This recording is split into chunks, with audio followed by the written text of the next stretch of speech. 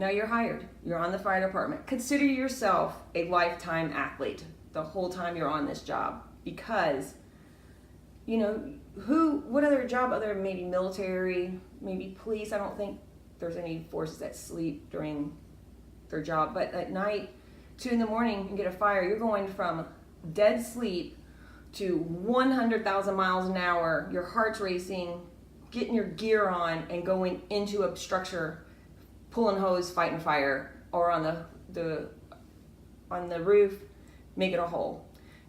Who does that? Not even real athletes do that. There's just nothing like it. So my best advice is eat healthy. Party too. I just have a balance, but definitely work out. It will save you. I am still very healthy. I still work out all the time because it's ingrained in me. Because I did it for 27 years. Well, longer than that because of me before I got hired. That's probably one of the best advice. Always take classes. I don't care. I took my last class like 6 months before I retired. You never know everything. You'll never see everything. This job is amazing. It's not boring. So always take classes. And if you can, go to some conventions. You're going to meet people that are so awesome. I was on the honor guard also, and that was a lot of fun because I went to all the memorials, and that experience, I always have that amazing experience, meeting other departments, meeting people just like you that live sometimes in other countries that live, there's nothing like us. You can go instantly and you're best friends with that person because you know what he does, or her does, you know their life.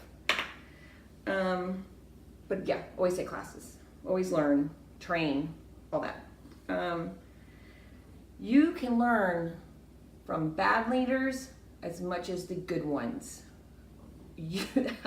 Sometimes even more, because you'll see how you can keep a crew together and how you can so fast break one up. So yeah, I learned a lot from really shitty captains and lieutenants. Just what I could say is when you do become a leader, it's all about put yourself second. It's about your crew, keeping everyone together, having everyone gel. You got to listen to some shit, but that's what you're there for. It's all about team. Don't alienate yourself as a leader. Make sure you're part of it. And that comes to another one. Always eat together. And say you're say you're a firefighter, you're not in that level yet. You still can be one of the leaders in the firehouse. You could be the one initiates working out. Make it fun. Come up with a WOD. If you do CrossFit, you understand what that is. It's a workout of the day. Make something fun to do and to challenge each other. Compete. We're very competitive. That's always fun. But make sure, even if someone's on the rack, which means they're not eating your food that y'all are all cooking together, because some people are on diets, and I get that. Some people need that structure of what they're eating, because losing weight and staying in shape, 90% of it is what you put in your body. Be that cook. Maybe you can cook for see what they can eat, and maybe try one meal where they can eat what you're doing, but if anything else, make sure they eat with y'all when they're eating their food, because there's nothing like being with each other at mealtime. That's what makes a family. You can kill that station by not eating together. I've seen it. It's horrible. And especially when I used to go in different stations, they'd send me out to work at another one, and someone just seeing the tension, and it all usually starts with the meals. Crazy as that sounds, that's where it starts.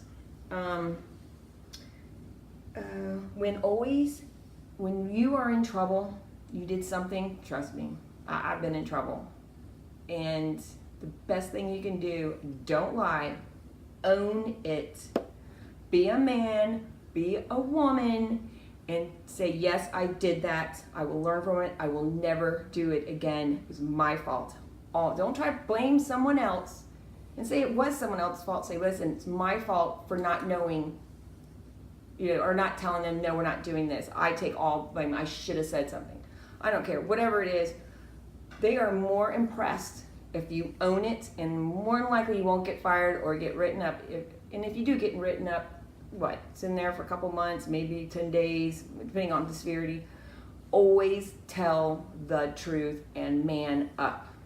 I'm going to teach my kids that. It's just, I loved it as a captain. When someone made a mistake and I had to get on them, and when they felt so bad that they did that to me, where I had to, do my job and write them up or have to counsel. It sucked. I hated it, but it was not my rules. It's the fire department's rules. It didn't say Gene Fire Department. It's whatever fire department you work at. It's their rules. The leaders have to follow them. And when I got hired, we did have the boys club. And old, still, because I got hired in 91, so you still had all that going on. That's gone. I know, it was fun, and trust me, it was some of the best times because we didn't have social media. We can do whatever the fuck we want. It stayed in the station. That's not there anymore. We still have a very tight brotherhood, but not with all this recording devices. You can't keep it in-house. You just can't do it. So get over it. Suck it up and realize that shit doesn't happen anymore, because it's not risk losing your job, and it is what it is. So find other ways for y'all to be the brotherhood, which is just doing the right thing and letting someone know when they're doing the wrong thing. Can't spell it out any easier than that, dumbasses. Just kidding. Probably haven't done anything yet, but if you have, that's my best advice I can tell you. When you get down to HR, that's really bad. Look them all in the eyes and tell the truth. And they will be impressed with that. So, let's see. Oh, now if you're a rookie, I'm another way for you to just get in like Flynn with your crew, especially, find out what they like. Do they drink coffee? Do they like tea more? Find something that's kind of your thing. And I think I've mentioned this before in a podcast. Like midday, when everyone needs a little, pick me up. Maybe learn to make a energy smoothie. Find something that's yours that people are like, man, I love this shit. This guy, girl, you become. It's so funny how food and drinks kind of, get you in. Because I used to love. There was this one rookie used to jeer in. I was like, yes. And I have to admit, it's just human nature. I tend to treat them a lot better. Signed off his book a little bit faster. All right. Got some coming in early, blah, blah, blah. Big support. All right, I think I did everything I needed to do. That's my list for you guys. So, start you off with that. All right, so now I'm going to talk about my one little politic thing I wanted to say. In the media, they try to put us, the liberals against the Republicans, or liberals against the conservatives. That's such bullshit. Because when I first was 18, 19, my friend, she's a huge Democrat. Her family is very big into politics. Her mom was a commissioner, and her sister is a U.S. Senate now. I think she's up in Washington. But she got me into believing in politics and to vote. She's the one that helped me register when I was 18.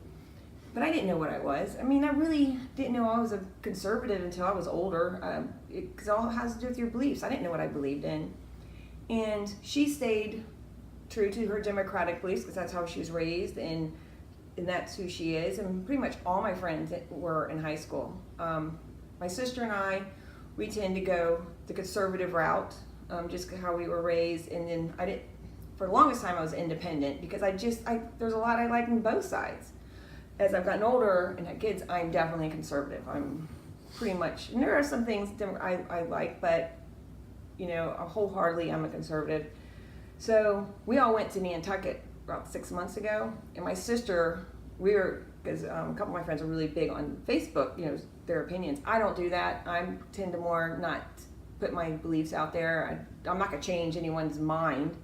And my friends that are conservatives, they just agree with me. My friends that aren't even going to look at what I have to say. So I'm okay with that. That's not what it's for. We went to Nantucket, spent a week together. It was awesome. It's funny. We never talk politics, but it was crazy how much of our beliefs about our kids, about everything else, our family, our work, the country, it was all the same. And the media doesn't tell you that we have such a middle ground. And that's, our family and the love for America. But I never knew that we had this big difference till the media those extremes on both sides just hammer each other, and the media just loves showing that. Well, All that's bullshit because I love my friends. We had the best time, and I think we talked a little bit, but it was funny. We met there. We all met in the middle with everything, and I think we all came out surprised how much, because we listen too much to what goes on with, you know, social media and just regular news, that they're trying to tell we're all this different, trying to divide us. Well, that's bullshit.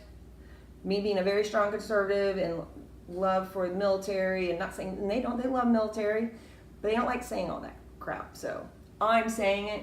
It's all bullshit. Fuck the media. Sorry. And there's my thing where I was cussing, so I'm back to it. All right. Well, I think we're done. Can't wait for Emma next week because it's so much easier to make fun of her than me doing